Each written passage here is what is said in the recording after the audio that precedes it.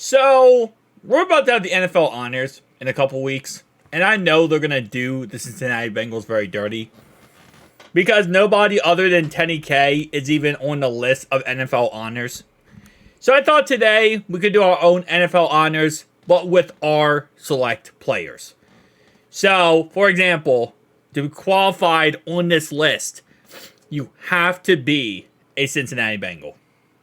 Just a little side note here, right? So let's talk about it. Most Walter Payton Man of the Year. Now, the Cincinnati Bengals only nominated one player. Every single team nominates one player. Teddy K was our nomination. So you could guess the guy who wins this award it's kind of like comeback player of the year this year, where every single person possible is saying it's Damar Hamlin, and it's going to be Damar Hamlin, but everyone's like, oh, well, we got to announce the award. And it's like, bro, it's to a point now where even Vegas, the odds of it being Damar Hamlin is like 1,000 to 1. Like, it's like, bro, it's guaranteed. Well, you probably guessed it. It's Teddy K. And, yes, shout out to him. I mean, like, out of all of the options, every team has one man of the year, There's a 1 out of 32 chance. In this category for the Bengals here, we got a 1 out of 1 chance. So there really isn't much going away from that. Same thing with Coach of the Year. Okay? Coach of the Year is same concept. But for MVP, there was a lot of great candidates here. MVP, you could make the argument Joe Burrow at one point. Before the injury. Well, after the calf strain, before the next injury, he was in that little period of time potentially MVP. But on offense, other than Joe Mixon, wasn't really many options. On defense, Logan Wilson, great potential to MVP. Jermaine Pratt didn't really have that crazy of a season. Trey Hendrickson, an amazing season. You know how he has played. Sam Hubbard, great season too. DJ Reader, Cam Taylor-Britt, etc. But I think we all know who MVP was this season. And I think it's very obvious. It's Jamar Chase. Best player by far on this roster. And rightfully so. Now, Coach of the Year. Again, like I said, it's a 1 out of 1 award here, okay? We have one head coach. Isn't much we can do here. I could have made it like the Coach of the Year for all the coaches. So, like, for example, you take, like, Lou, Brian, then Zach, then Frank, and then go down the list like that. But I decided for all intents and purposes to keep it legit to how it's supposed to be. It's supposed to be a head coach. And, because if it wasn't head coach, and by the way, yes, if you probably guessed it already, it's Zach Taylor. But if it wasn't that, then it would be Lou. I think Lou probably did the best as coach this whole entire year out of all of our coaches. But at the same time, if it's not, if it's just head coach, it's Zach Taylor. AP Comeback Player of the Year.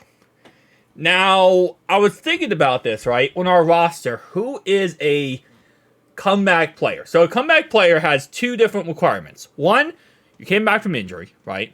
Number two, maybe you retired or you were about to retire and you came back this year and decided to go one more run and have an amazing season. And you don't have to have an amazing season because clearly Damar Hamlin is a perfect situation of that. Again, no shot at Damar Hamlin here. I have no problem with him. But the guy, obviously when he came back from horrendous, thankfully he's okay right now.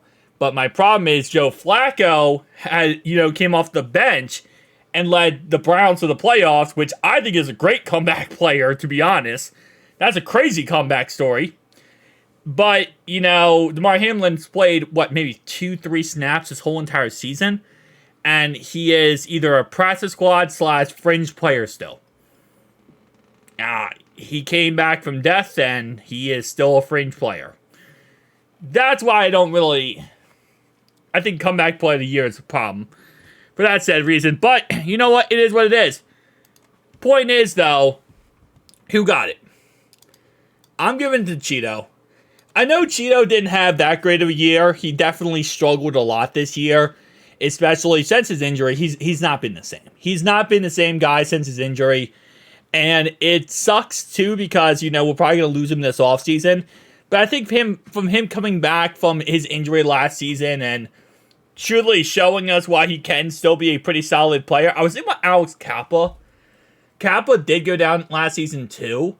So I was thinking about Kappa. I was thinking about La'el Collins, but we lost La'el Collins. So it really was between Cheeto and Kappa here. And then Jonah also got hurt last year. So like I said, there was some options, but in the end here, we settled for our boy Cheeto. And I think Cheeto still had a great season, even though he wasn't the greatest, and he definitely wasn't what he used to be. Offensive Player of the Year. Now, I was thinking about, this is Jamar Chase, 100%. But I was thinking that I want to change this to Joe Mixon. And I think the reason why I want to change it to Joe Mixon is because I don't want to have the same player as the MVP award. I think Chase deserves it as Offensive Player of the Year, to be honest. But Joe Mixon did have 1,300 all-purpose yards. He had 300 receiving, 1,000 rushing. He was the number one rusher for our team. And he did score a lot of touchdowns for his team this year, especially with an offense that was struggling and having problems. He was the bright spot in all that. So I want to give it to Jamar Chase, but if we're going to kind of take it away from giving it to the MVP and Offensive Player of the Year, which in the past, players have won both awards, I'm going to go with him. Defensive Player of the Year. This is where I'm going Logan Wilson. Again, Trey Hendrickson was very, very close to this. Trey Hendrickson was very close. It was a 1A, 1B type of scenario. But Logan Wilson, 4 interceptions on the season. All around is solid. A solid piece of that linebacking core and that defense in general. The whole entire season, a great leader. I believe, if I am correct, he is usually the mic guy. Him and Jermaine Pratt. One of the two is usually the mic guy, so they're calling the plays, or they're getting the plays called, and they're conveying it to the defense. And, with two safeties who are brand new, you have Nick Scott who came in, but you have Jordan Battle, and you also have Dax Hill who are new.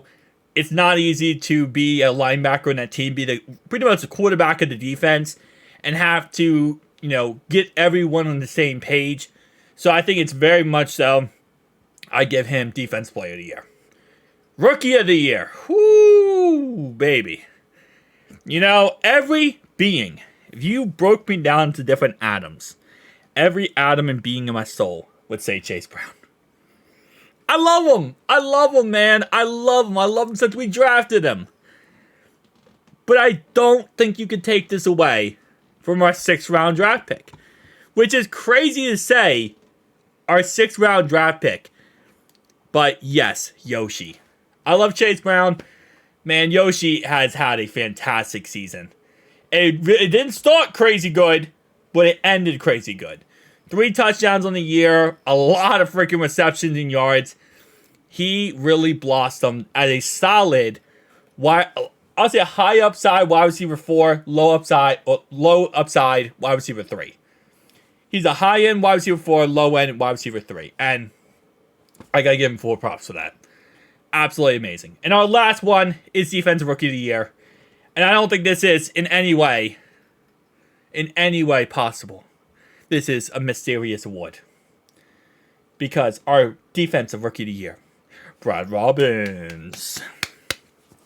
Joking.